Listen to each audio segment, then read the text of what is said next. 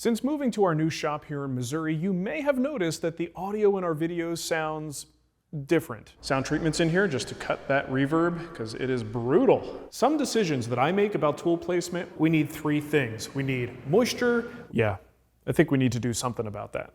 The Wood Whisperer is sponsored by Typebond.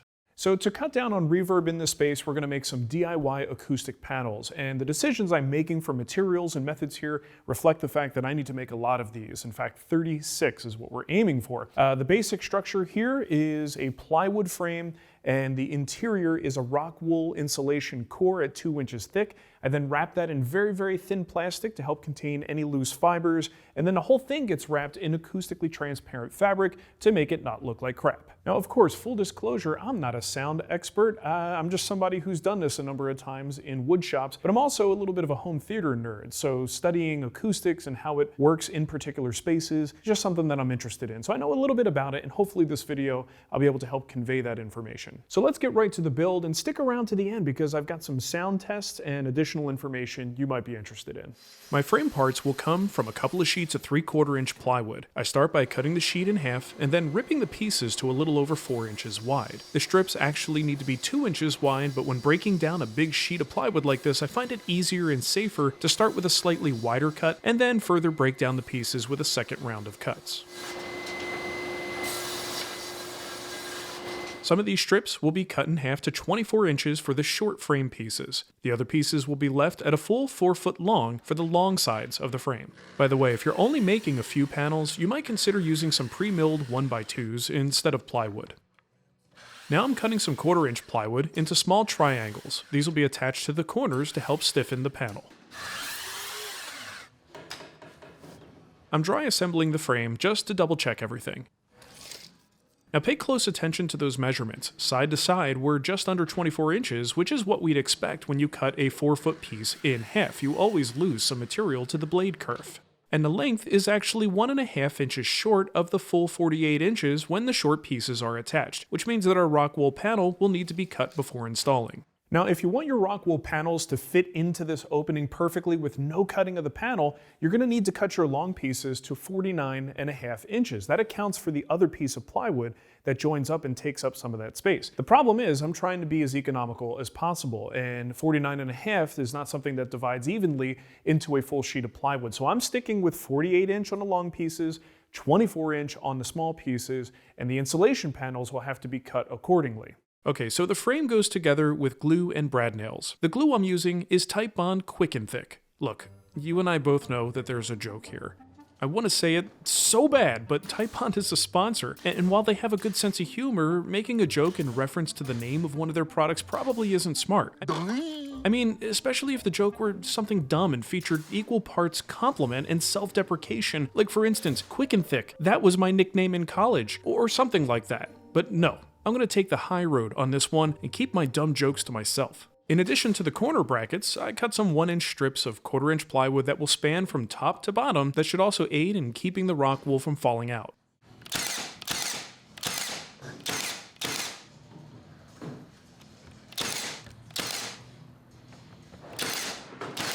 And that's the basic frame. So now we need to slice off about 1.5 inches from each panel. The nice thing about rock wool is that it generally holds its shape and it's pretty easy to cut with a simple bread knife. And what about those offcuts? Well, those can be saved to make an additional panel or used in some other kind of acoustic treatment in the future. Now for the controversial move. I'm wrapping the rock wool in the thinnest plastic film that I could find. I'm doing this for safety reasons, as the rock wool can shed fibers over time. While initially thought to be carcinogenic, rock wool has since been shown to not be carcinogenic, at least according to the research that I read, but it's still recommended that you wear a mask when working with it. As far as I'm concerned, I don't want to breathe any of this stuff in any amount if possible, so that's why I'm covering it in plastic. Do your research, make your own choice, you won't hurt my feelings.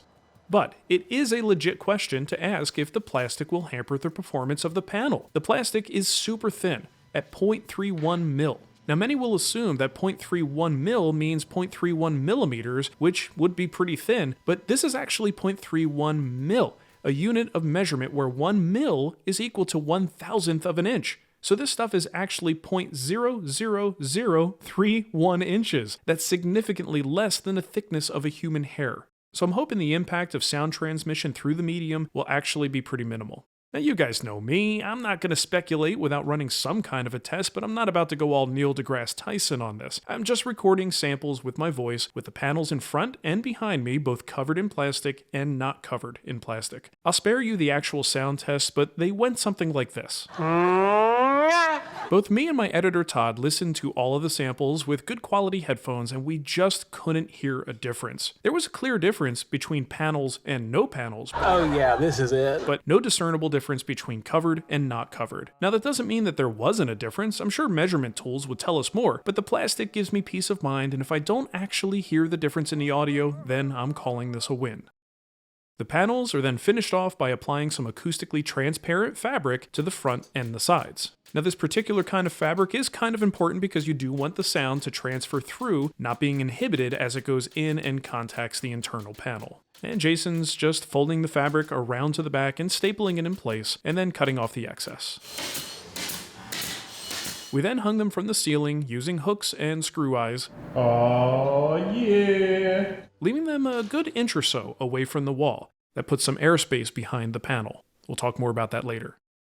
Now let's see if these panels actually make a difference. And by the way, if you want to hear the difference very clearly, make sure you have headphones or earbuds. Some of the decisions that I make about tool placement will be... Some of the decisions that I make about tool placement will be... Well, you probably know that in order for rust to form, we need three things. We need moisture, we need oxygen, and we need iron. Well, you probably know that for rust to form, we need three things. We need moisture, we need oxygen, and we need iron. Now, hopefully you can hear the difference. I certainly can, and it makes a big difference even just when I'm talking in here. But the good thing is, this is just my first attempt, my first line of defense against that reverb. There are so many other things we can do when budget allows to increase the audio quality in this space. Now, I'm sure you've got additional questions. Let me see if I can answer some of those questions before you even have to ask. Do you have to use rock wool? Well, I don't think so. There's lots of different types of insulation. When it comes to acoustic treatments that are hidden behind things, typically the cheapest solution is going to be the best solution. But the reason why I like rock wool insulation specifically for panels is because it holds its shape. Even though I've got this bar here, if this were just loose fill insulation, it would fall out. So this gives it a nice stiff structure. It doesn't compress on its own, and it holds its shape. It makes it ideal for this kind of panel. If 2 inches is good, then going thicker must be better, right? Oh, no, not that. Just come on. Well, in a lot of cases, it would be. If you're doing a home theater, you're doing a critical listening space, you may want to go with thicker material because the thicker you go, the more you get into those lower bass frequencies. What I'm most concerned about in this space is the vocal frequencies when I'm speaking. So going with a 2-inch panel is perfectly fine for my purposes. Do you actually need the air gap behind the panel? Well, this brings up a mistake that I've made in the past. In my past shops, I pretty much tried to cover the ceiling with acoustic foam like this. Now this stuff is a little bit harder to suspend from the ceiling. You just kind of direct attach it, and that means that you're only getting absorption on the front face. That's the only thing that the sound can contact. If you can suspend it from the ceiling, or in this case the wall, you leave an opportunity for sound to get behind the panel, making use of that absorptive surface as well. So it's almost like getting double duty out of your panel. Duty, if you actually allow for an air gap back there. So that's why we try to position ours just a little bit off the wall and then hopefully make use of the absorption on the back of the panel as well. Now, what about positioning around the room? The way that we handled this was to focus on 2 walls primarily, and we wanted to alternate the pattern. So think about it this way: as sound travels, bounces off of a hard surface, especially side to side. If it bounces off of this side and goes back and hits another hard surface on this side, you kind of have this back and forth situation. So it's a good idea, if you want to get the most out of the fewest panels possible, is to alternate the pattern. So this way, even if we get a sound wave bouncing off of this wall, when it comes over here, there's a panel in that location. Our situation here isn't absolutely perfect, but every time we have a gap on this side, there's usually a panel directly across from it on this side, and vice versa. And that's the best way to get the most bang for your buck out of a small number of panels. So will these panels work for soundproofing? Well, unfortunately, no. Acoustic treatments generally just treat the sound within the space. They don't stop sound from getting out of the space. In order to truly soundproof, you want to look into decoupling, and that's something that's best done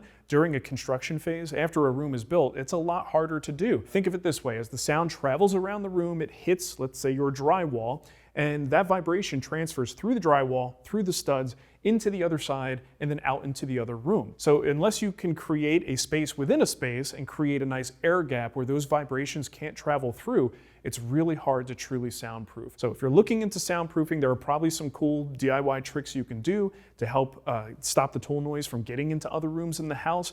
But acoustic treatments like this is not what you're looking for. But do your research. There are things you can do. Unfortunately, a lot of it gets pretty expensive. And the final question you might have, do you need to do this?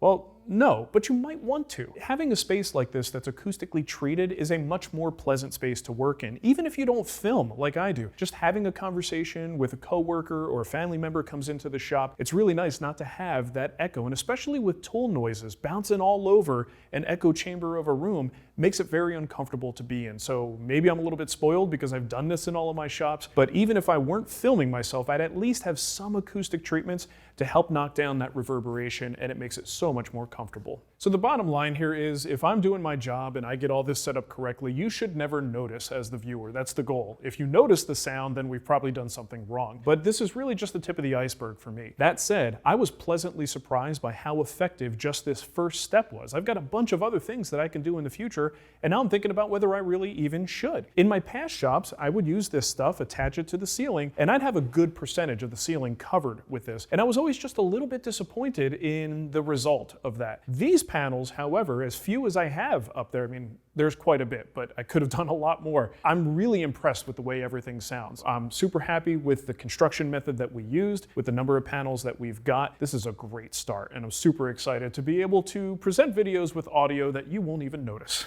because that's the goal, right? All right, so thank you for watching, everybody, and we'll see you next time.